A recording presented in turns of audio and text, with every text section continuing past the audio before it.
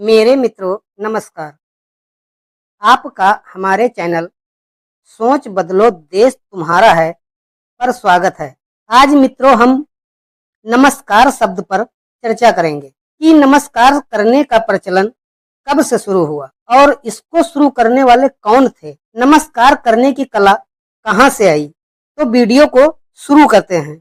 इस पृथ्वी पर लाखों जीवों में एक मनुष्य जाति है। इस मनुष्य जाति के पास बुद्धि, बल और विवेक की कोई कमी नहीं है। इसी बुद्धि, बल और विवेक की वजह से मनुष्य जाति अपने अपने जीवन का निर्वाह करते थे। मानव जाति का सबसे सुनहरा जीवन निर्वाह काल वैदिक संस्कृति काल था। इस समय काल के मानवों को आर्य कहा जाता था, जिनका मुख्यतः पेशा भेड़ पालन या पशुपालन और कृषि कार्य था। मानव का एक वर्ग और था जो पशुपालन, भेड़ पालन या कृषि का कार्य नहीं करता था। वह केवल जंगलों में रहने वाले जीवों के मांस पर ही जीवन व्यतीत करता था। उन मानवों को आदिवासी कहा जाता था। सभ्यताओं का विकास शुरू हो चुका था। लोग अपने अपने कर्म आधारित वर्गों में बंटना शुरू हो गए थे। यहीं से ऊंच नीच और अलगाववाद की भावना शुरू हुई।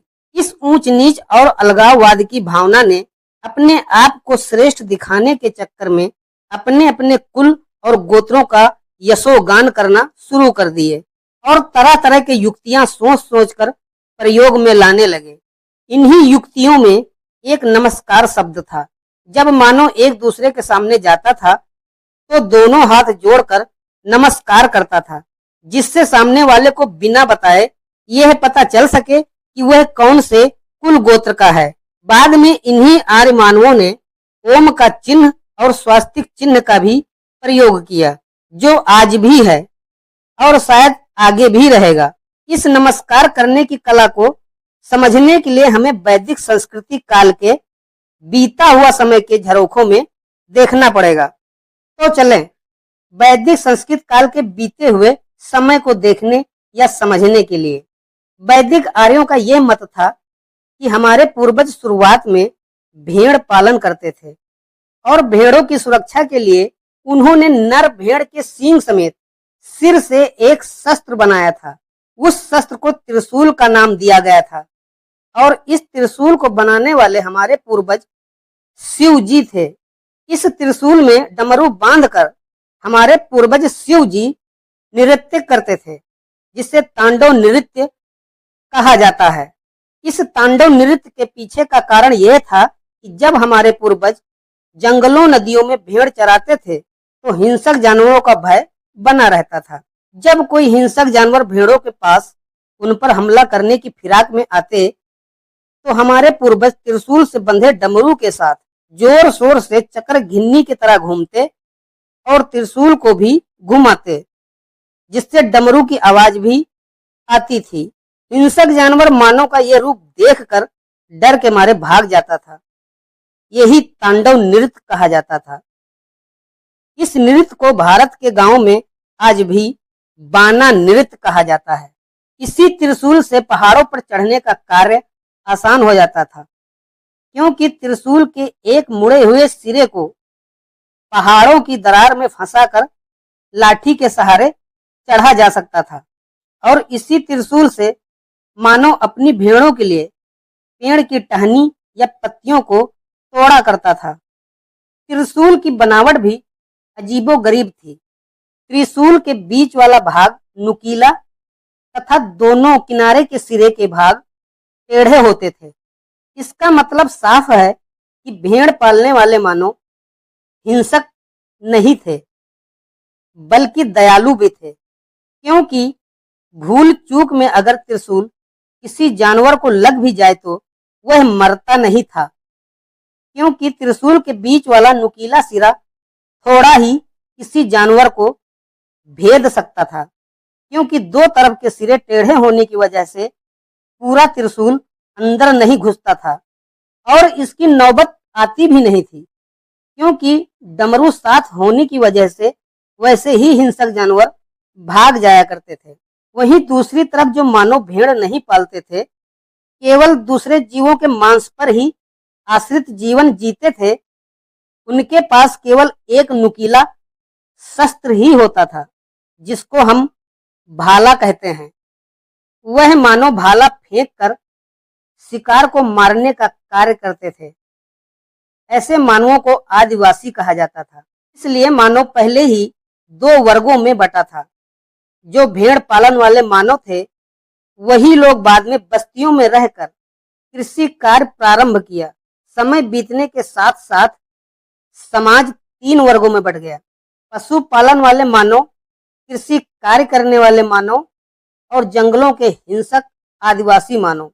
जब वैदिक संस्कृति काल में जो आ रहे थे, उन्हीं लोगों ने अपने पूर्वजों के त्रिशूल को ही ओम चिन्ह का रूप दिया, क्योंकि त्रिशूल के डंडे को त्रिशूल से अलग कर दिया जाए तो ओम की आकृति बनती है, और इसी ओम की आकृति से स्वास्तिक का चिन्ह बनाया गया।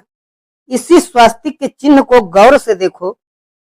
चारों तरफ भेड़ के सिर ओम वाली आकृति से कैसे स्वास्तिक बना है।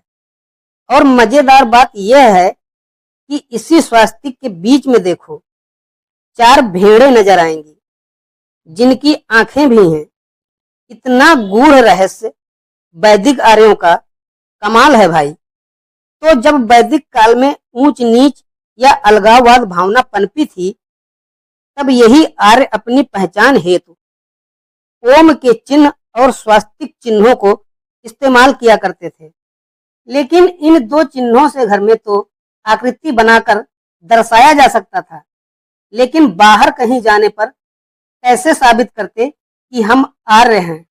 इसके लिए आर्यों ने बुद्धि लगाई कि हाथ में त्रिशूल ले लो और मुकुट के तौर पर भेड़ के सींग लगा लो। लेकिन यह सब कब तक चलता?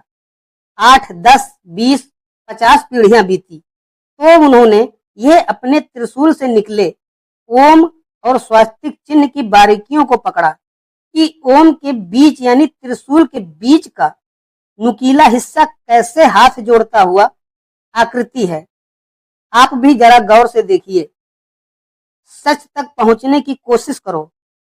अब यही ओम, स्वास्तिक या त्रिशूल का निशान हाथ जोड़ने पर बनता है। जब आप हाथ जोड़ते हैं तो ओम की आकृति आपका हाथ बन जाता है। जरा गौर से देखें, यही कारण हाथ जोड़ने का रहा होगा। जब आर्य किसी दूसरे आर्य या अनार्य से मिलते थे तो हाथ जोड़ते थे, और सामने वाला समझ जाता था कि ये भेड़ पालने वाले या शिव जी के वंशज हैं।